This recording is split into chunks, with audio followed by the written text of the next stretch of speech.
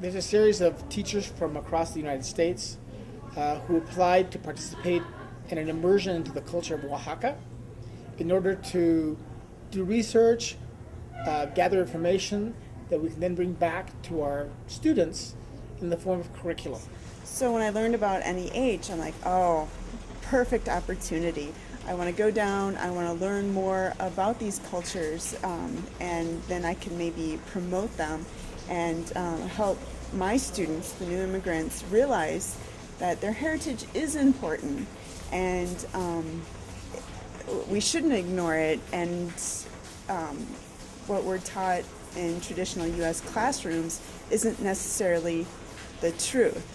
In fact, no one view can be seen as the truth. I think the truth is found sort of in the middle of every view from every time period and whatever was happening.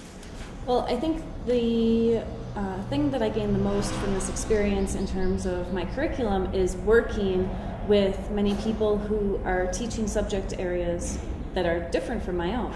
So it's really helped me see the perspective of, say, a history teacher or an English teacher or a chemistry teacher and bring it all into my own art classroom. I wouldn't have necessarily thought of some of the things like the way that we derive paint from natural sources and how that's a chemistry component. It's not something I would have necessarily thought of on my own, but it's something that's really wonderful and rich and valuable, so that I hope to bring back to my students. I was expecting, I guess, based on the syllabus, to be exposed to things that I'd never seen before. I don't really have an academic background in Latin America or anything like that. So, and there's such a broad, array of topics that were covered here, from archaeology and history to contemporary crafts to,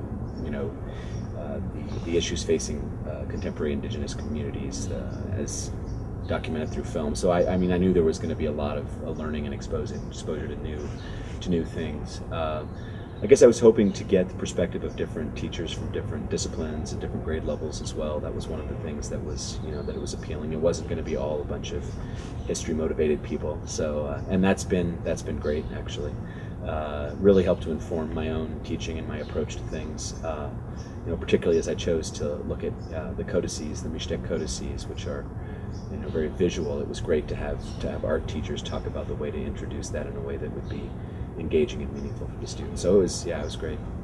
I mean, I knew it was going to be incredible, but I'm just blown away. I'm completely blown away because I feel like it addressed so many levels of learning, experiential learning, us having those conversations with families, and particularly hearing the oral narrative combined with the arts and crafts piece, and arts and crafts as a survival piece, as a cultural survival and continuity piece.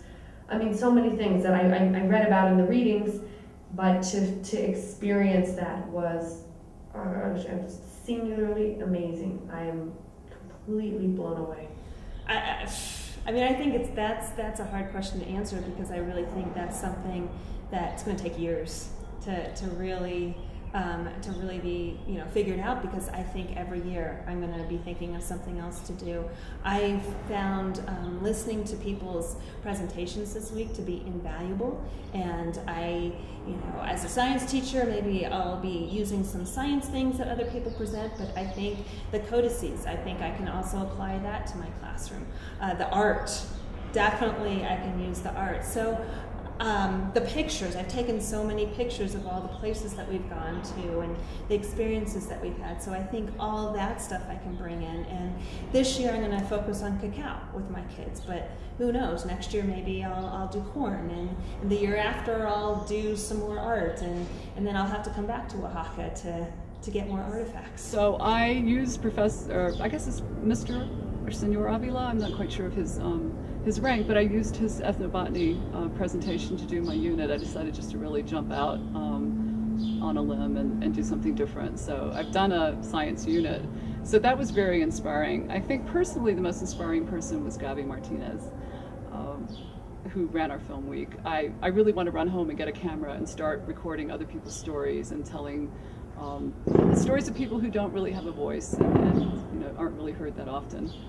And then, of course, Ron and Stephanie are totally inspiring. I mean, Stephanie especially is someone who's been coming back here for 20 or 30 years, yet she's just as excited as if it's the first time, and she really communicates that, and it's very contagious. So, yeah. It's hard to say. Every day I would say, oh, today is better than yesterday, and then the next day, oh, that was better than what we've done. You know, it's the best thing we've done so far. So it's just been an amazing experience. Another really important component for me is to be able to rub elbows with fellow teachers and get different ideas and strategies to get different ideas and strategies for delivering this curriculum. How do the other teachers teach? So I've gotten a lot of good ideas that further what I do or spark my own imagination and that I can develop and devolve. For example, today we were looking at different codices, and there was one where in modern art a woman was painting virgins on a tortilla. And for me, it triggered.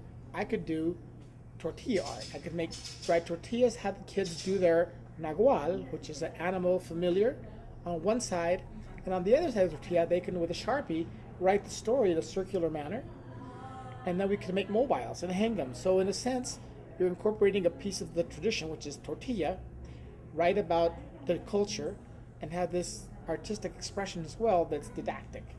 And so that's where I went with it. And so as people present ideas, then I can look at it from different perspectives, different angles, and create, I think, interesting and engaging things for my students to participate in.